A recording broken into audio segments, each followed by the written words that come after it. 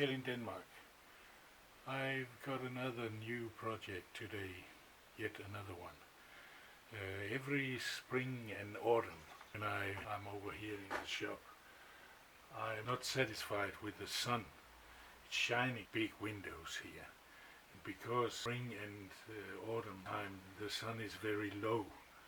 No matter where I go in the shop, even back over there, the sun is shining in my eyes and I can't have it. Thinking of making some plates I can slide from one side to the other. And then why not make a plate where I can use the tool, where I can set up the tools, the sort of tool board. And then when I need to knock out the sun, I can drive it here or the other way, and I'll have a board here and a board here. And I have these aluminum extrusions here I think I'll use, and then have some ball bearings riding in two of these. I think I can do it. Take a look at these drawings here.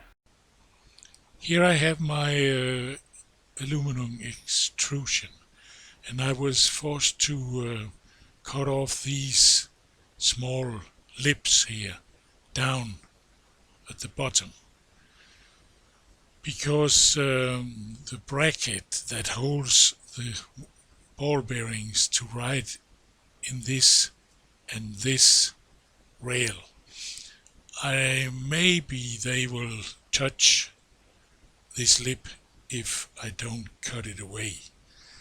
So I have a stop split here, just a piece of round stock with a washer around it here, and then I'll drill the small hole and cut up pin, I think it's called, so that the ball bearings wouldn't drive off the rail here. It should be mounted on the ceiling, and the ceiling has a very small slope for the rain on the roof to run off of the roof.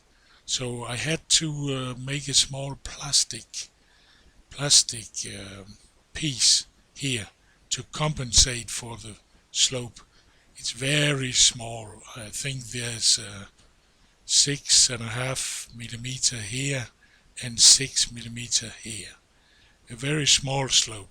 And these plastic buttons are placed, I think there's 4 along the rail, the total rail, 4 pieces.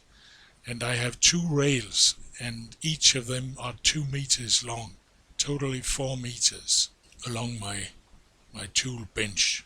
The tool board are mounted on these brackets with ball bearings in them. We can't see, but here we can see the ball bearing and a small piece of threaded round stock and a nut. And in these two, this is steel and this is aluminum, and the tool board can slide until here. Then it's blocked driving off by this split, I think it's called. Now I have to mount it with tools here, and maybe I have a problem.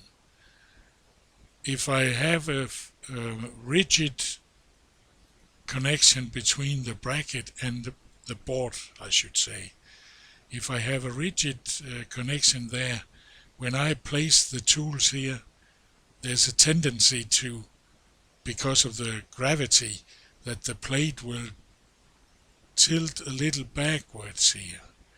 So I think I'll have to make a not rigid connection between the board and the brackets in both ends.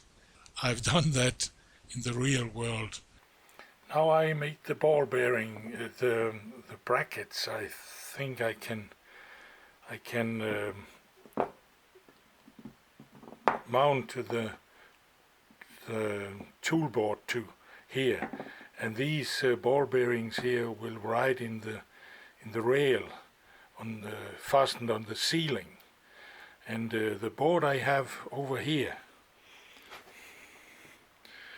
and I think it's a crucial point that the board can vary, because when I mount tools here, the gravity will force this board to either go this way or this way, mostly this way I think, and then I have to have the ability to adjust it here. But let's see.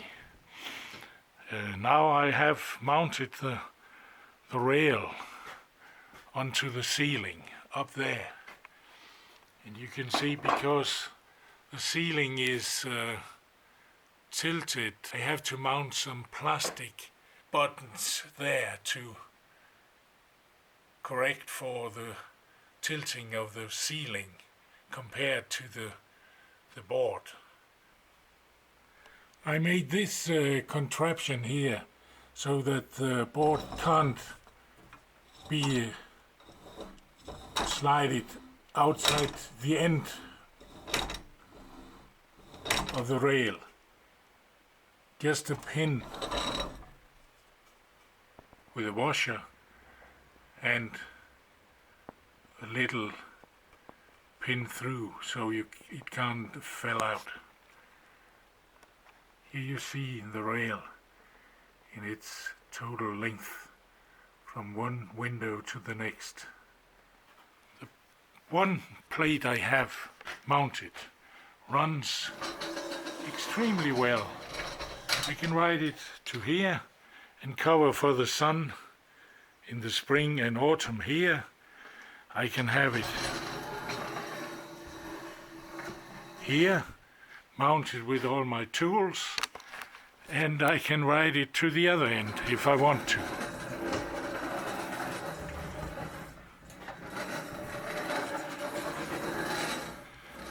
Oh, there it will collide with some belt sander there, but I think it works like supposed to. Now I have to mount the other board, but I'm missing some ball bearings, and I've ordered some new ones because they were too close. The press fit didn't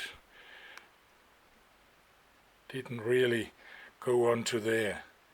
It was too close, and I had to take them off again, and I'll have to sand them a little more. But I'm waiting for the ball bearings to come from China, so the next plate can be mounted.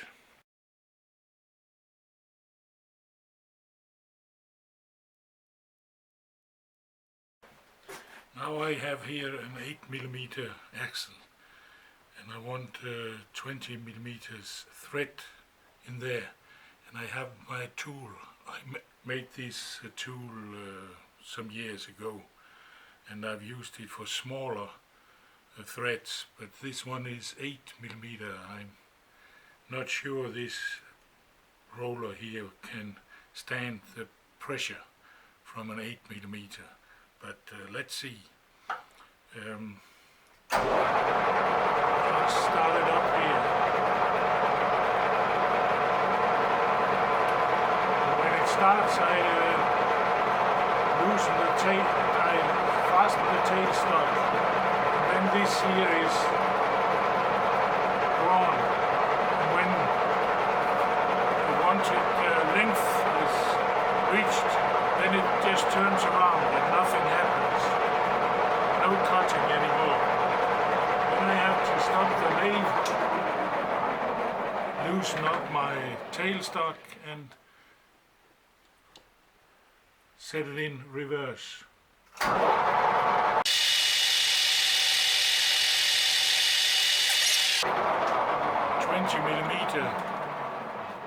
threading here. Yeah, right on the money. Unfortunately, the roller here on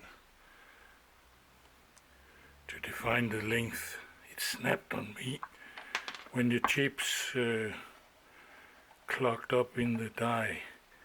It snapped, but fortunately I have a lifetime supply. So now I just have to cut it off a little like this, and then mount it again and glue it in with some Loctite. Then I'll put these 3 here so I know where they are. Yeah.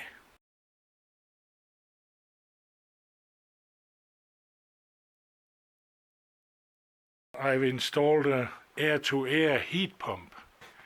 So now I can work in the shop in the winter time. I've set it to 16 degrees Celsius and it's nice. I can run over here in my shirt without a jacket. So that's very nice, I think. The outside unit I've mounted on some brackets out here.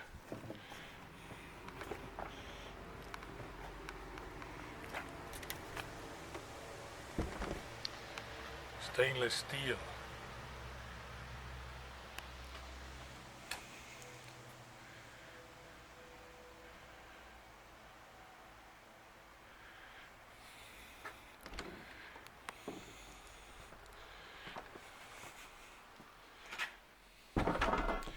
And I think it'll work very nice, very nice. Till now I've only positive things to say about it.